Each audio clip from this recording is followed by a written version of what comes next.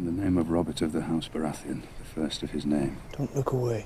King of the Andals and the first Father will know if you do. Lord of the Seven Kingdoms and protector of the realm. I, Eddard, of the House Stark, Lord of Winterfell and Warden of the North, sentence you to die.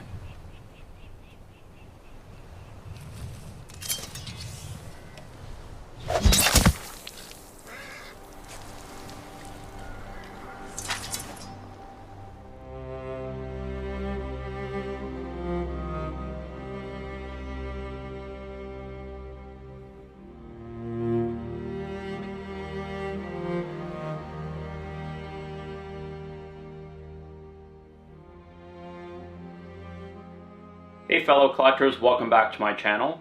So after 2 weeks of being stuck at the post office, my Game of Thrones ice sword finally arrived today. And I was going to do the usual unboxing, but as you can see, this thing is absolutely massive. So I'll unbox the sword in several stages. First up is the outer shipping container. As you can see, it's a plain brown shipper and there's nothing much to see here. The back of the box with the brown shipping container partially removed.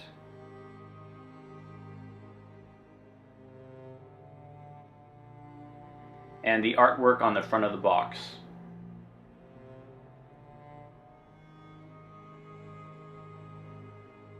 The styrofoam inner core. As you can see, the box is so large that they needed to use 2 pieces of styrofoam to construct it. And at the bottom, we have the box for the plaque. And we'll open this together. Hopefully the sword doesn't just fall out.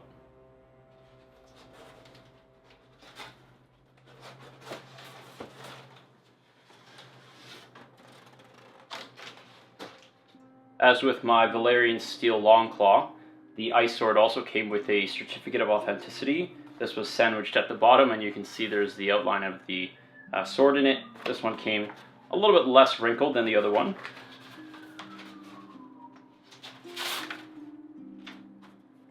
And it looks like I have number 67. Just a bit of history before we begin. In the books, George R.R. Martin describes the sword as wide as a man's hand and taller than an adolescent Robb Stark. Now I'm about 5'10", 5'11", and the sword comes up to me pretty high as well. And just like Longclaw, I love the history behind this particular weapon. It was originally acquired from Valyria by the Starks about 400 years before we either see it in the books or the show. And the name of the sword, Ice, comes from an important part of Westeros history. Ice is a legacy derived from the Age of Heroes, when peace was achieved between the First Men, humans who came from Essos in the east, and Children of the Forest, a non-human race who were the original inhabitants of Westeros. This was also a time that saw the longest and blackest winter, and the period when the wall was created by Brandon the Builder, the founder of House Stark, and so the Starks named the sword after this legacy. And just like Longclaw, ice is made from Valyrian steel, which means that it never needs sharpening and is lighter than great swords made from other metals. The sword is not normally used in battle or combat, but is rather a ceremonial sword used by the Lord of Winterfell, such as the execution we see Ned perform at the beginning of the series. The sword can also be seen to be used during times of war as well. For those of you who have watched the series, you'll know the fate of Ice and its significance towards the end of Season 1, but I won't spoil it for those of you who have not seen this full series yet. Comparing it to the Valyrian Steel Longclaw, Ice is a much simpler sword in the hilt. But the fact that it's so huge, and the Damascus version versus the stainless steel version, creates a nice distinction between the two. I mentioned the differences between Damascus Steel and stainless steel in my Longclaw review. You can check it out here, or I'll place a link in the description below. What's also interesting to note is the length versus weight ratios. Longclaw is 45 inches, whereas Ice is 57.5 inches, a difference in length of about 22%. But taking a look at the weights, Longclaw is 4.4 pounds versus 9 pounds for Ice, which means that Ice is over 50% heavier than Longclaw. So even though it might not come across in the description on the Valyrian Steel website, there is a dramatic difference in feel between both of these swords. And I've said it before, this is one massive sword. 9 pounds doesn't sound like a lot, it's about the same as this weight, but it's 9 pounds extending outwards, which makes it feel a lot heavier. So this is definitely a sword you have to hold with two hands unless you're built like the Mountain. And like Longclaw, Valyrian Steel has produced two versions of this sword, a book version and a show version. The book version is of similar length, but aside from length, the hilt and the blade are completely different designs. The hilt on the show version is much simpler and a more practical design, whereas the book version has a bit more flair with gold and silver accents and the Stark House motto etched on the guard.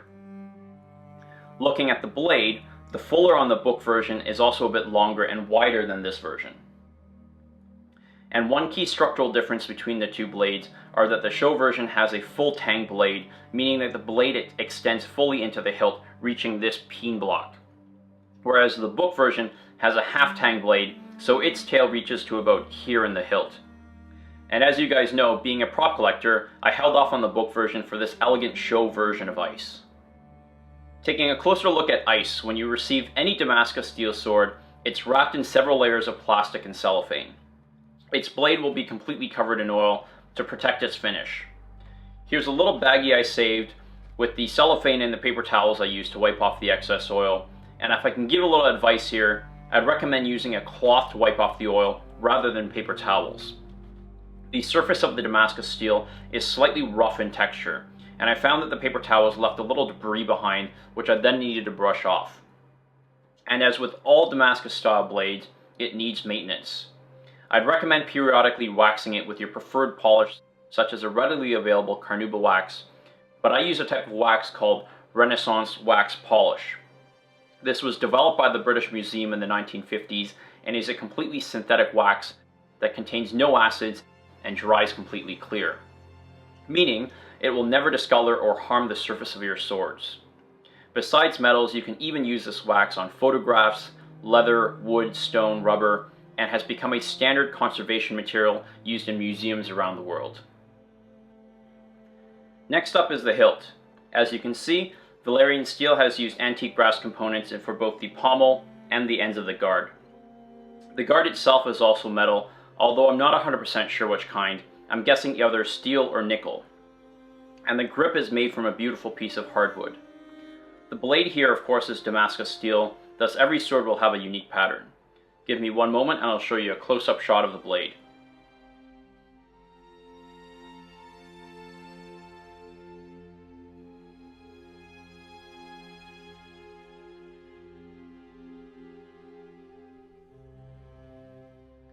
Another interesting difference between the stainless steel Longclaw and the Damascus Ice is the sharpness of the blade.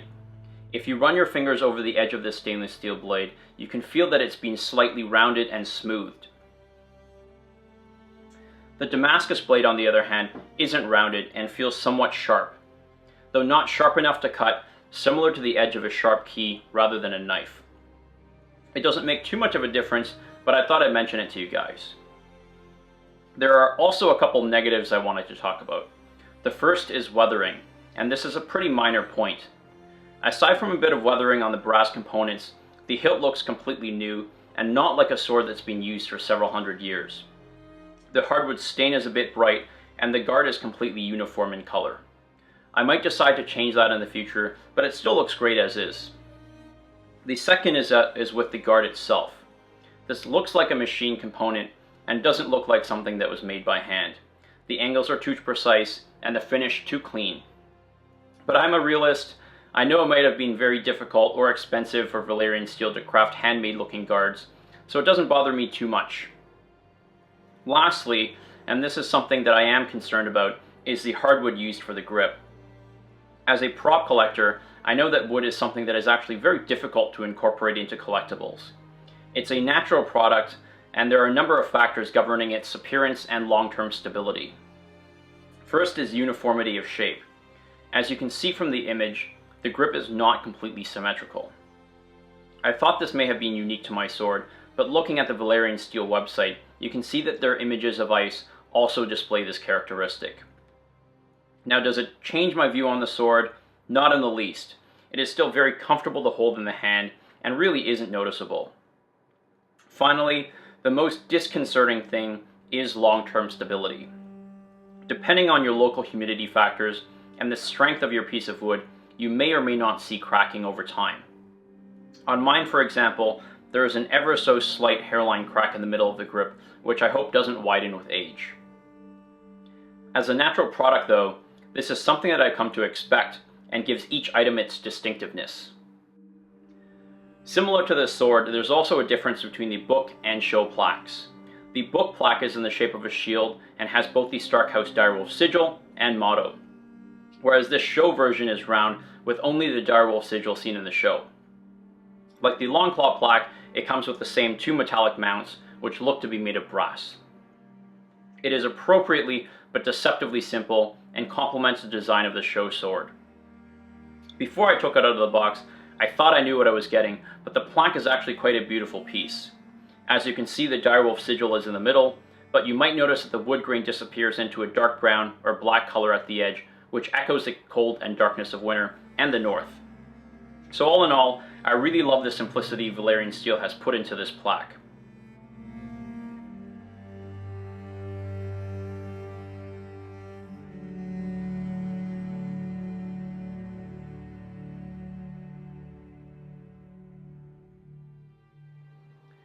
There's one more thing I wanted to show you guys. Valyrian Steel recently announced that they weren't going to make a scabbard for ice, and I'm not satisfied with their answer. So I decided to make one for myself. Now I'm only in the beginning stages, but I wanted to show you what I have so far. Searching through various materials, we see that the scabbard on the show is made from a wolf pelt. Inside the wolf lies a dark brown leather sheath that houses ice. Other noticeable details are, 1. The wolf is missing its lower jaw, and 2. The guard of the sword seems to rest just in front of the wolf's eyes when the sword is fully inserted into the scabbard. And this is what I will attempt to replicate. At this point I have already sourced my wolf pelt. The pelt is origin assured, meaning that it has been sourced from an approved species by the International Fur Trade Federation. And here it is. To match the coloration of the pelt seen in the show, I've chosen a black wolf. It arrived with the head all squished, as you can see, and I plan on reshaping it back into the majestic look it once had. I've started to sculpt a piece of foam into a wolf's head, and I think it's looking pretty good so far. For length, I've also chosen a pelt to exactly match the proportions seen in the show. I've created a temporary scabbard out of cardboard, and it will fit completely into the pelt with the guard of the sword resting slightly in front of the eyes. If you're interested, please stay tuned or subscribe to my channel, as I'll be doing updates as I complete the scabbard. And there we have the Valyrian Steel Game of Thrones Damascus Ice Sword and Scabbard. I hope you've enjoyed this unboxing and review, and I hope to add the show Needle and Oathkeeper to my collection in the future. Please let me know if you have any questions by posting them in the comments below. I'm more than happy to answer anything you might want to know about this or any other prop. And for more prop news and insights, check out therpf.com, and as always, please like, comment, or subscribe to my channel for more weekly prop reviews. Cheers, and have a great day.